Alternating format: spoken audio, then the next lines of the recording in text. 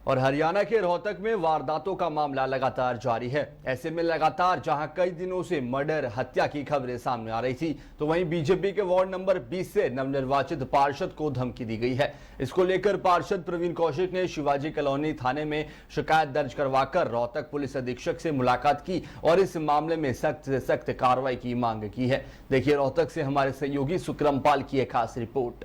मामला था, किस तरह से क्या हुआ, और आज जो एसपी से मिले हैं, एसपी से मिले तो क्या उन्होंने कहा है और किस तरह का ये मामला? जितेंद्र जी, मेरे साथ ये प्रवीण वशिष्ठ जी हैं। ये 2 साल से अपने बेड पर हैं और इनको कुछ दिन पहले मारपीट करके कुछ गुंडे तत्व व्यक्ति असामाजिक, तो इन्होंने इनको ऐसा डरा के कुछ लेन देन का मामला था, इन्होंने एक प्लॉट दिलवाया था ना कि इन्होंने बयाना लिया था कि बोले आपसे जो बयाना उनका कई साल पहले रजिस्ट्री ने उठाने का कारण खत्म हो चुका था, उस मालिक से मांगने के बजाय इनके पास आए कि बयाना आपसे लेकर रहेंगे, जबकि ये तो मीडिएटर थे सिर्फ, और बात हो गई थी लगभग 3 साल पुरानी। तो जब इन्होंने मना किया तो इस अपाहिज व्यक्ति को फुटेज वगैरह भी है, इसको उन्होंने मारे बहुत मारने के बाद इसने अपने जान बचाने के लिए हाँ भर ली कि 2 लाख रुपए दे दूंगा।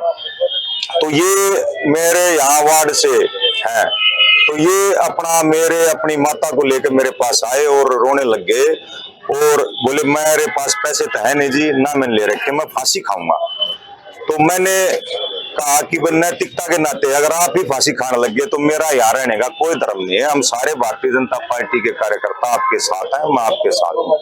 मैंने थाने में जाकर उन व्यक्तियों को बुलाया, थानेदार ने, तो उन व्यक्तियों को बुलाकर हमने समझा कर कि भैया से नाजायज पैसे नहीं मांगते, क्योंकि उनके खिलाफ दरखास्त थी। तो उन्होंने इस डर के मारे कि मुकदमा दर्ज ना हो जाए उस टाइम लिख के दे दिया, हम इससे पैसे नहीं मांगेंगे, और वे वहां से चले गए। उसके जाने के बाद अब कोई 8-10 दिन बाद कल मेरे व्हाट्सएप पर कॉल आई कि आप इस मामले में बीच में मत पड़ो, पैसे तो उससे लेके ही रहेंगे। मैं बोला भाई मैं तो पैसे नाजायज नहीं लेने दूंगा, अपने वार्ड के किसी व्यक्ति से कोई फिरौती नहीं लेने दूंगा। बोले अब एक काम कर लो, आप इससे तो लेने ही लेने हैं और इससे दुगने आपसे पैसे लेकर रहेंगे, और पैसे नहीं दोगे तो आपका काम पक्का कर देंगे, अपना इंतजाम कर लेना।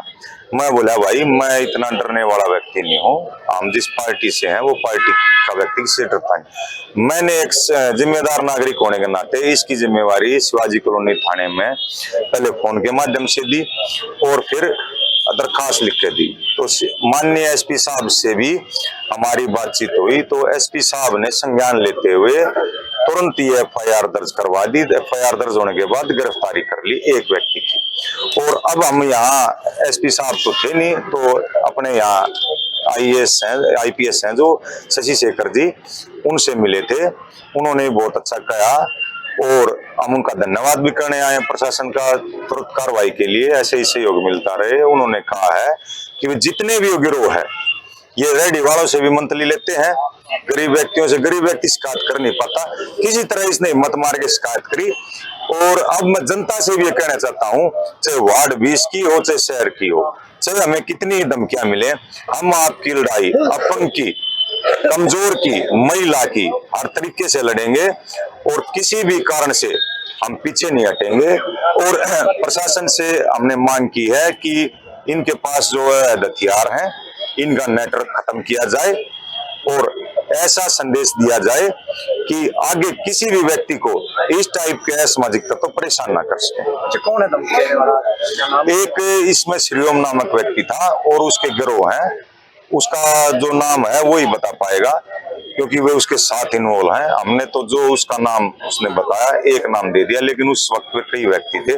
साजिशन उन्होंने सारा काम किया कि इलाके में एक पार्षद को धमकी कॉल देने से दहशत करके आपका मंथली का धंधा फल फूल जाए। कहीं ना कहीं गिरोह है ये गिरोह है जी, बिल्कुल गिरोह है ये, क्योंकि उस दिन थाने में भी मैंने देखा था इनके साथ 10-15 व्यक्ति आ रहे थे, लेकिन हमने उसको उस टाइम लाइटली ले लिया कि भाई विवाद मिटाना चाहिए, और लाइटली लेने के कारण ही उन्होंने ज्यादा फिर दोबारा ये हरकत करने की सोची। तो सिक्योरिटी वगैरह की मांग की? देखो सिक्योरिटी तो प्रशासन देखेगा क्या करना है, हमने तो अपनी धमकी की बता दी। हम तो एक अकेले चलने वाले व्यक्ति हैं, नियत रहने वाले व्यक्ति हैं, ठीक है, वो तो प्रशासन देखेगा जो उसकी वो होगी। उनका बैकग्राउंड किस टाइप का है? उनका आपराधिक मुकदमे हैं, उन पर कई बड़े बड़े हिस्ट्री सीटर हैं, पूरा आपराधिक उनका बैकग्राउंड है। क्या चाहते हैं? मैं तो ये चाहता हूं कि मेरे वार्ड में चाहे कोई हिस्ट्री सीटर हो चाहे कुछ हो, वो अपना मेहनत मजदूरी से काम करें।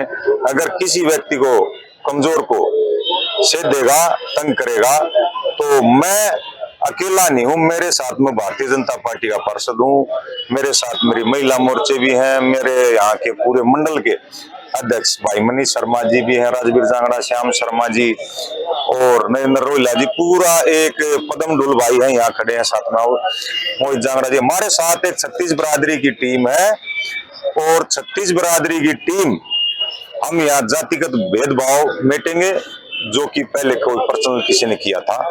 अच्छा, बीजेपी के जो शीर्ष नेता हैं उनको भी आपने अवगत कराया इस तरह की जो थ्रेट मिली?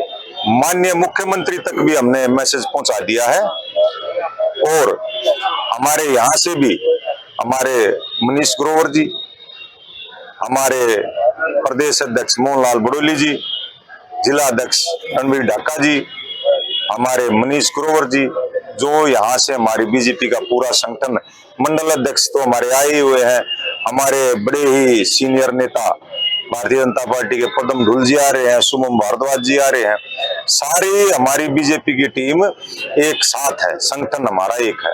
अवगत करा दिया उनको अवगत करा दिया है और उनकी तरफ से पूरा आश्वासन है कि इस मामले को इतनी गंभीरता से लेंगे कि आगे कोई ऐसे मंथली मांगता 100 बार सोचेगा। कहीं ना कहीं बीजेपी की सरकार है 10 साल से, उसके बावजूद भी इस तरह का जो हादसे हो रहे हैं, तो एक पार्षद को धमकी दी जा रही है, क्या मानते हैं? देखो, ये जो है सामाजिक तत्व होते हैं, इनका जब तक इलाज नहीं हो लेता तो ये ऐसे ही करेंगे। कई बार आवाज आदमी उठा नहीं पाता, हर एक व्यक्ति का अपना स्वभाव होता है, कोई दब जाता है, कोई आवाज उठाता है, किसी ने नहीं उठाई होगी, लेकिन अब हम तो अपनी लेते हैं। हमारे मुख्यमंत्री जी भी इस मामले में, आपने देखा है माननीय एसपी साहब का बड़ा नाम है।